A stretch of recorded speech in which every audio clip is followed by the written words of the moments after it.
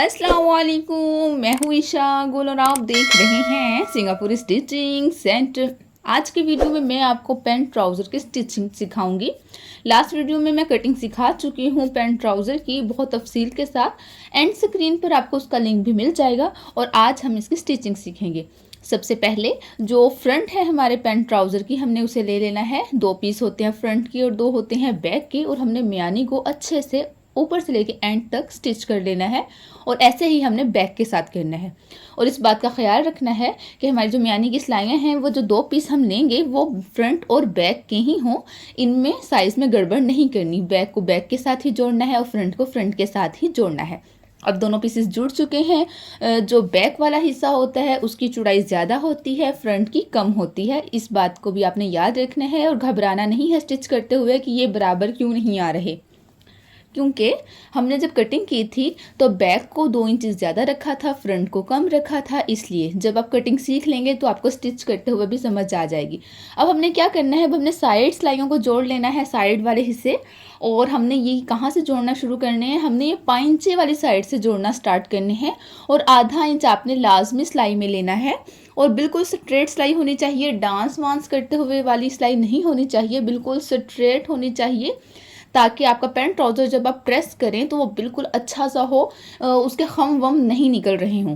तो अगर आपको लगे कि आप स्ट्रेट सिलाई नहीं लगा पा रही हैं तो आपने क्या करना है, सिलाई को डबल कर लेना है, ताकि जो हल्की फुल्की सिलाई हिल गई है वहाँ से आप उसको बराबर कर लें। और दूसरी बात, अगर फिर भी आपको लगे कि आपकी सिलाई नहीं ठीक लग रही तो आप इंच टेप की मदद से निशान लगा के कर सकती हैं। अब देखें, दोनों साइड से मैंने स्टिच कर लिया है अपने पैंट ट्राउज़र को। अब हमने क्या करना है, अब हमने पांचे वाला हिस्सा, दूसरे वाला जो हिस्सा था वो जोड़ लेना, यानी मियानी वाला हिस्सा। हमने पांचे की जो फोल्डिंग है वो आम ट्राउज़र की तरह नहीं करनी होती इसकी। अब हमने दूसरे वाला हिस्सा यानी जो मियानी है वो जोड़ लेनी है और पूरा अच्छे से पक्का वक्का करके हमने जोड़ना है।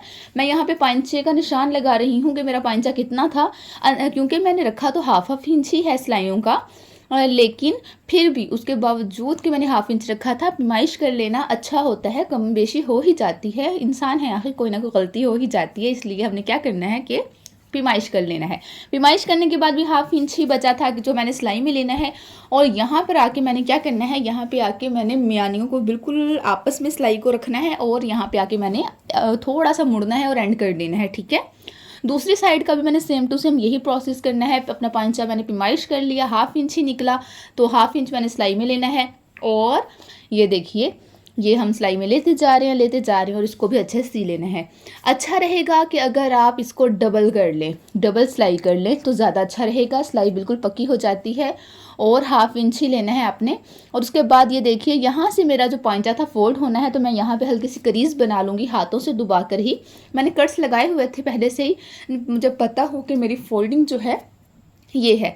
अब हमने क्या करना है, अब हमने पांचे को ऐसे फोल्ड करना है। आपने देखा मैंने पहले ही वो करीज सी बना ली थी, इसलिए फोल्ड करने में बहुत आसानी हो गई। और ये देखें, आसानी से फोल्ड हो गया हमारा पांचा। और अब मैं दोबारा से इसको करीज बना लूँगी। और हमने क्या करना है, कैसे फोल्ड करना है, हाफ इसको मैं अंदर कर दूंगी और ये राम राम से फोल्ड आपने करते जाना है। बहुत आसानी के साथ फोल्ड हो जाता है। अगर आपने बिल्कुल एक जैसा सिलाई में लिया होगा और आपने कटिंग भी मेरी ही पैंट ट्राउज़र के मुताबिक की होगी तो हो ही नहीं सकता कि जो आपका पैंट ट्राउज़र है उसका जो पांचे हैं वो अच्छे से फोल्ड ना हो। कोई बल नहीं आ रहा, पांचा बिल्कुल आसानी के साथ आपका फोल्ड हो जाएगा जैसे कि मेरा हुआ है। फिर आपने क्या करना है, बारीक बारीक तरपाई कर लेनी है। बिल्कुल छोटे छोटे टांके उठा के मैंने तरपाई कर ली और ये देखिए कितनी सफाई के साथ, कितनी आसानी के साथ हमारा पंचा फोल्ड हो गया। अगर आपकी कटिंग परफेक्ट होगी, स्टिचिंग परफेक्ट होगी, तो ये मुमकिन ही नहीं है कि पांचे में कोई भी बल आ जाए। अब हमने नेफा बनाना है, तो नेफा कैसे हमने बनाना है कि हमने 7 इंच लंबाई वाली पट्टी लेनी है जिसकी चौड़ाई तकरीबन 1.5 इंच होगी। अब हमने इसको चिपकाना कैसे है, हमने इसको ऐसे नीचे रखना है और इतना चिपक रखना है कि इसकी फोल्डिंग भी नेफे की हो जाए इसके ऊपर। ये देखिए, ऐसे फोल्डिंग भी हो जाए, हमने इतना इसको नीचे रखना है। समझ आ रही है आपको? तकरीबन 1.5 इंच नीचे हमने रखना है, तकरीबन 1.5 पौने 2 इंच हमने इसको नीचे रख के चिपका लेना है, बिल्कुल सेंटर में, बिल्कुल सेंटर में। तो ये देखिए, आपको मैं दोबारा रख के बता रही हूँ कि इतना नीचे रखा था कि नेफे की फोल्डिंग भी हो गई और ये छुप भी गया।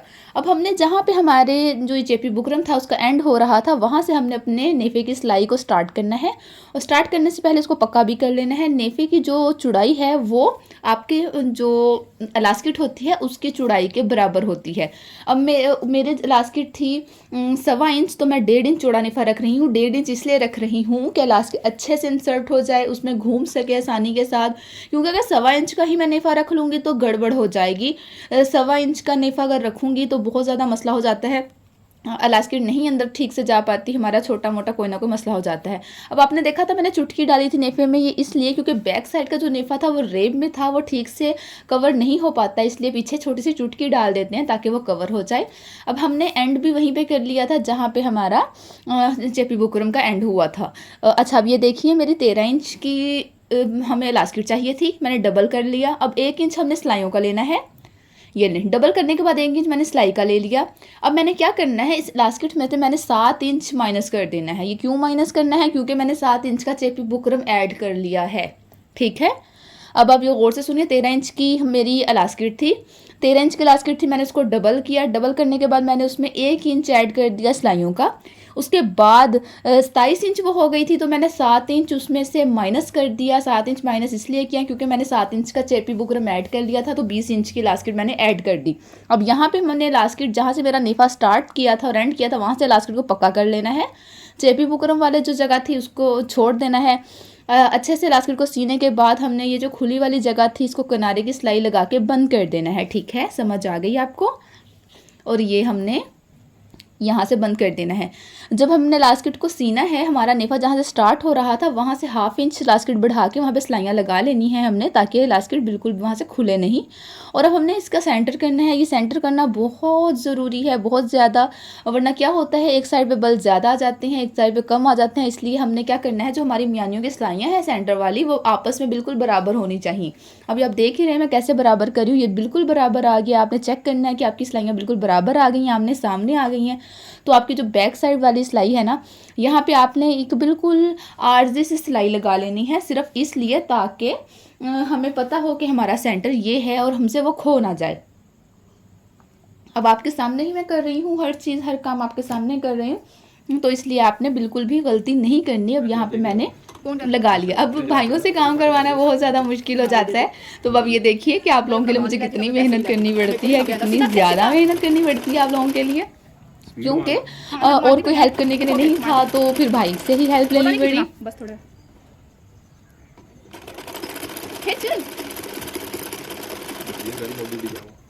इतना भी नहीं खींचना, खींच ना ले रोजे ना, मेरा रोजा बोता नहीं ना खींचना ना, बिल्कुल थोड़ा खींचना अंदर। हाँ फिर वापस कस्टमर ले अंदर। अच्छा एक आही काम रह गया, बस चल मेहरबानी पाजा। चलें भाई, हमारा ट्राउज़र कंप्लीट हो चुका है। हाफ इलास्टिक भी मैंने आपको डालना सिखा दी है, और फुल इलास्टिक डालने का तरीका भी मेरे चैनल पर मौजूद है। उम्मीद है आपको आज की वीडियो अच्छी लगी होगी।